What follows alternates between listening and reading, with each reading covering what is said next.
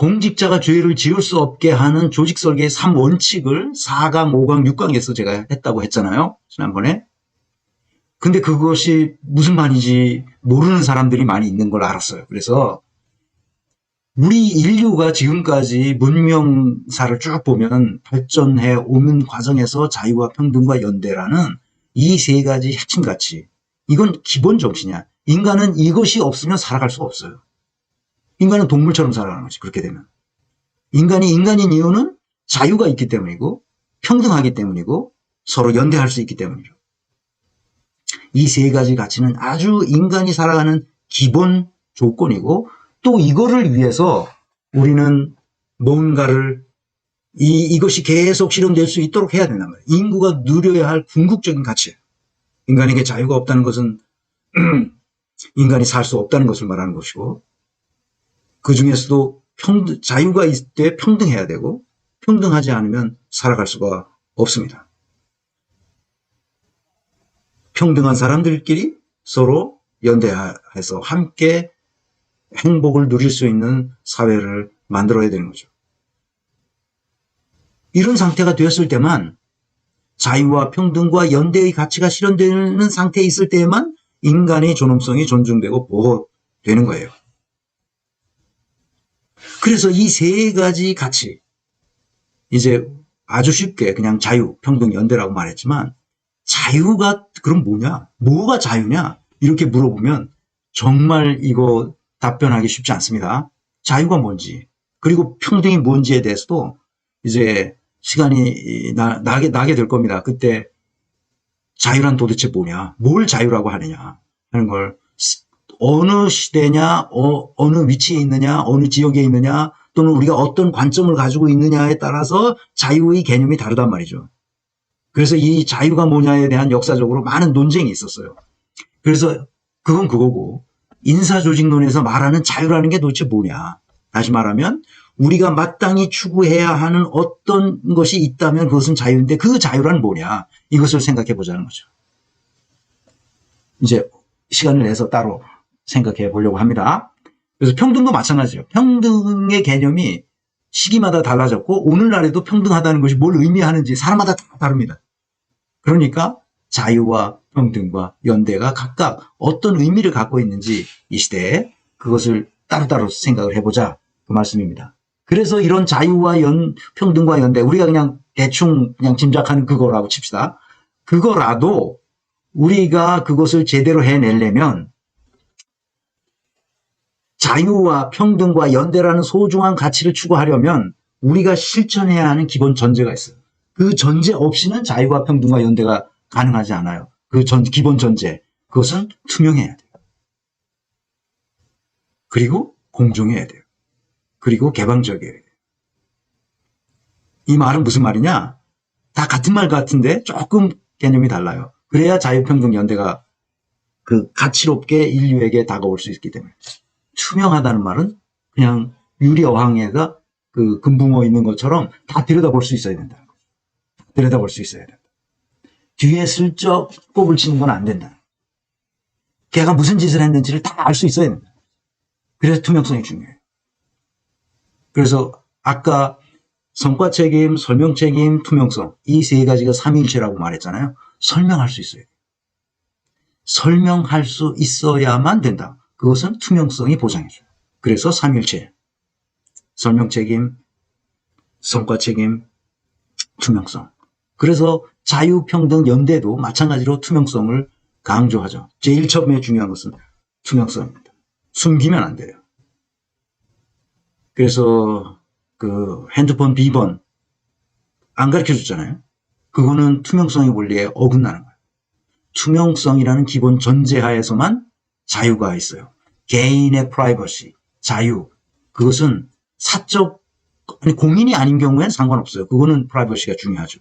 그렇지만 이거는 공직에 있는 사람에게는 그런 프라이버시, 왜? 공직에서 뭘 하느라고 지가 핸드폰을 썼을 거 아니야. 그렇으면 그건 다 투명하게 드러내야 돼요. 그래서 투명성이에요. 두 번째, 평등. 미국에서는 공직에 있는 사람들은 정부에서 핸드폰을 주잖아요. 그러면 그건 다 수거하고 나중에 문제가 생기면 다 수거해서 비밀번호 이런 거 다 내야 됩니다. 다 까야 됩니다. 그 요번에 알았는데 미국에서는 인사 문제에서도 국회에서 투표할 때는 반드시 기명 투표로 한다지 않습니까? 공개적으로. 그래서 그 국회의원이 누구를 위해서 어떤 투표를 했는지를 다 천하에 알 수 있도록 한다는 거예요. 우리나라는 인사에 관한 것은 무기명, 비밀 투표로 하는데 난 그거 고쳐야 된다고 생각해요. 이번에 그래서 뭐 기권한 놈들 뭐 가결, 부결 이거 나온 거 뭐 그 자기 말 안 하겠다고 그러는데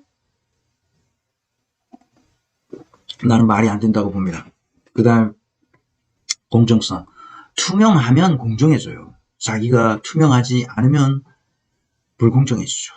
그래서 투명성이 굉장히 중요하고 그 다음에 공정성 다 공정해야 돼요. 이전에 이렇게 했는데 위에서 이렇게 아니 주가 조작을 했는데 누구는 봐주고 누구는 안 봐주고 이거 말이 안 되는 거죠. 논문 표절했는데 누구는 취소하고 누구는 그대로 유지하고 이게 말이 안 되잖아요. 그 기준이 뭐예요 도대체? 그건 공정한 게 아니죠. 그게 불투명하기 때문에 그렇습니다. 그래서 동전이 양면 같습니다. 그 다음에 개방적이어야 돼요. 열려 있어야 됩니다. 열려 있어야 된다는 말은 또 무슨 뜻이냐?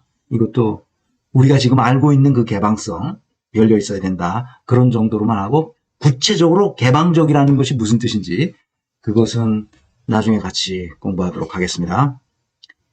자, 그래서 이제 결국 4강, 5강, 6강의 핵심이 분권화 자율성 네트워크라는 기본 전제, 궁극의 가치가 자유연대 평등이라면 투명성, 공정성, 개방성 기본 전제예요. 이렇게 되도록 뭘 만들어라는 거야? 구조화 시스템을 만들어라는 거죠. 그래서 조직 설계를 할 때 반드시 분권화 자율성 네트워크, 이 분자내라고 제가 이름을 붙였는데 그 분자내가 되도록 설계한다는 거예요.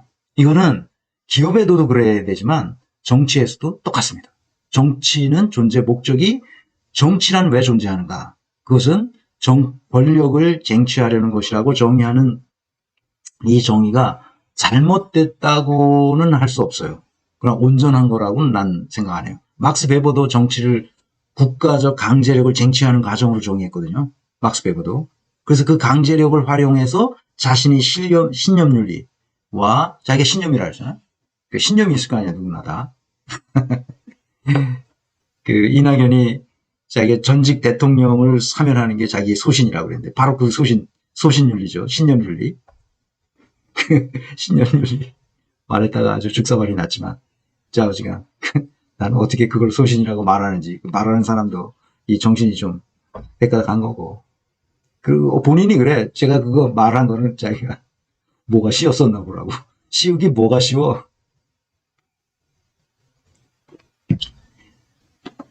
그래서 그 강제력, 국가적인 공적 강제력을 활용해서 자신의 신념윤리와 책임윤리를 통해서 문명을 발전시키는 것으로 생각하는 것 같아요.